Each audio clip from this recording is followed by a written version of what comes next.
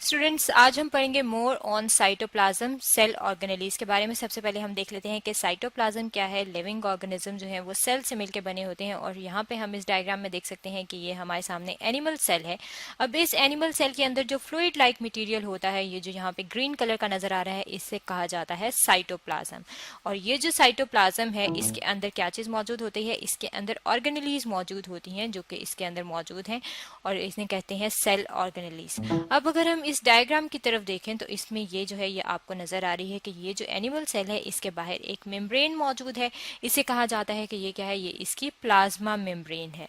अब plasma membrane के अंदर अगर आप देखें तो अंदर आपको दो चीजें नजर आ रही हैं। एक जो है वो इसके सेंटर में आपको न्यूक्लियस नजर आ रहा है। न्यूक्लियस जो है ये बिल्कुल उसी तरह से सेल के अंदर मौजूद होता है जिस तरह हमारे जिस्म में हमारा दिमाग होता है जो तमाम चीजों को कंट्रोल करता है।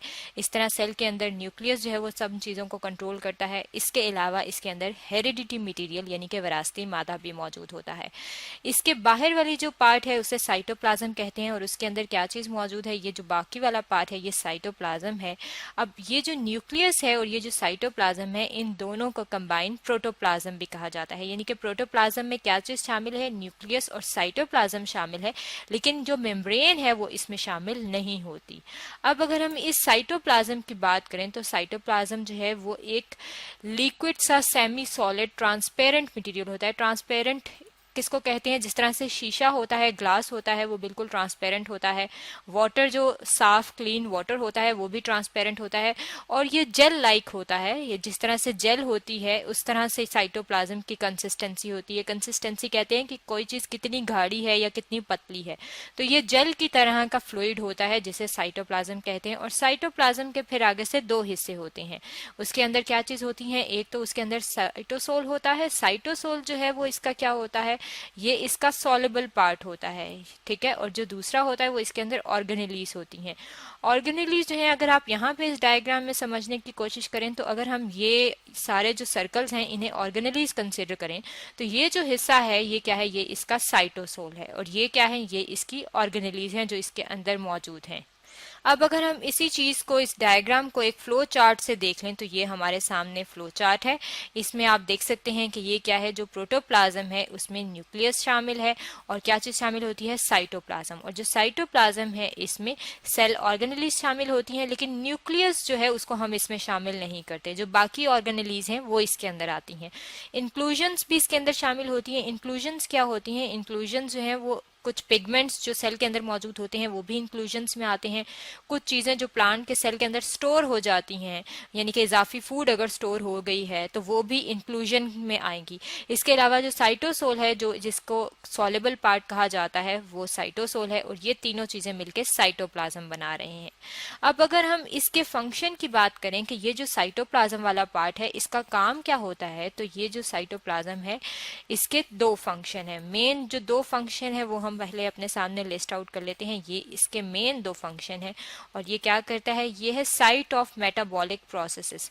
मेटाबॉलिक प्रोसेस किसको कहते हैं? मेटाबॉलिक प्रोसेस का मतलब है यानी कि जितने भी अमल हो रहे होते हैं सेल के अंदर, कोई भी चीज बन रही है या कोई भी चीज टूट रही है तो हम कहेंगे कि ये इसका मेटाबॉलिज्म है और वो जो प्रोसेस है उसे हम कहेंगे कि ये इसके मेटाबॉलिक प्रोसेसेस हैं। और जितने भी मेटाबॉलिक प्रोसेसेस हो रहे होते हैं वो सेल के साइटोप्लाज्म में हो रहे होते हैं। इसके अलावा ये स्टोर हाउस भी है, यानी कि बहुत सारी चीजें जो स्टोर होनी होती हैं प्लांट के सेल के अंदर या एनिमल के सेल के अंदर, वो भी इस साइटोप्लाज्म के अंदर ही होती हैं। यानी कि अगर हम कोई फूड ले रहे हैं, जब लिविंग ऑर्गेनिज्म, कोई भी लिविंग ऑर्गेनिज्म जब कोई फूड लेता है तो जो उसकी इजाफी फूड होती है वो उसके सेल के अंदर जाके स्टोर हो जाएगी। इसका मतलब है कि जब वो सेल के अंदर स्टोर हुई है तो वो कहाँ पे मौजूद है? वो इसके साइटोप्लाज्म में मौजूद है और ये उसके स्टोर हाउस के तौर पे काम कर रहा है।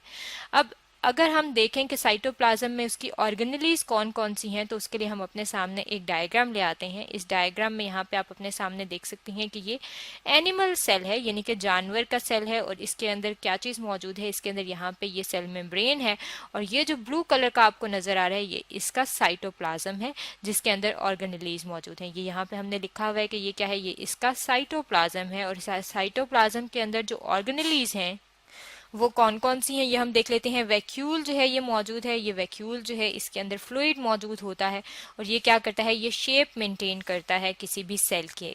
इसके अलावा माइटोकॉन्ड्रिया इसके अंदर मौजूद होता है। माइटोकॉन्ड्रिया जो है इसे पावर हाउस ऑफ सेल कहते हैं, यानी कि ये वो जगह होती है जहाँ पे सेल एनर्जी प्रोड्यूस करता है, यानी कि सेल जो भी प्रोसेस करता है उसके लिए जब ताकत चाहिए होती है तो वो माइटोकॉन्ड्रिया से आती है। गोल्जी कॉम्प्लेक्स है, इसे गोल्जी बॉडीज भी कहते हैं और ये क्या करता है, ये पैकिंग करता है, यानी कि कोई भी जो फूड मटेरियल इजाफी जो पैक करना है वो गोल्जी कॉम्प्लेक्स करेगी। इसके अलावा इसके अंदर एंडोप्लाज्मिक रेटिकुलम भी मौजूद होता है। एंडोप्लाज्मिक रेटिकुलम जो है वो दो किस्म के होते हैं, एक को हम कहते हैं रफ एंडोप्लाज्मिक रेटिकुलम। यहाँ पे अगर आप देखें तो ये जो वाले जो हैं ये क्या है, ये रफ एंडोप्लाज्मिक रेटिकुलम है। रफ एंडोप्लाज्मिक रेटिकुलम के ऊपर दानेदार चीज मौजूद होती है जिसे कहा जाता है राइबोसोम। और जब राइबोसोम्स मौजूद होते हैं एंडोप्लाज्मिक रेटिकुलम पे तो हम उन्हें कहते हैं कि ये रफ एंडोप्लाज्मिक रेटिकुलम है। इसके अलावा जो है यहाँ पे अगर आप देखें तो इन पे कोई दानेदार चीज मौजूद नहीं है, इन्हें कहा जाता है कि ये स्मूथ एंडोप्लाज्मिक रेटिकुलम है, क्योंकि इनके की जो स्ट्रक्चर होती है, जो इनकी अपीयरेंस होती है वो बिल्कुल स्मूथ होती है, दानेदार सी नहीं होती, क्योंकि इनके अंदर राइबोसोम्स जो है वो मौजूद नहीं होते। इस तरह से ये जो ऑर्गेनेलीज हैं ये मौजूद हैं साइटोप्लाज्म के अंदर और ये सेल के अंदर मुख्तलिफ फंक्शन परफॉर्म कर रही हैं जिसके बारे में आज हमने पढ़ा है।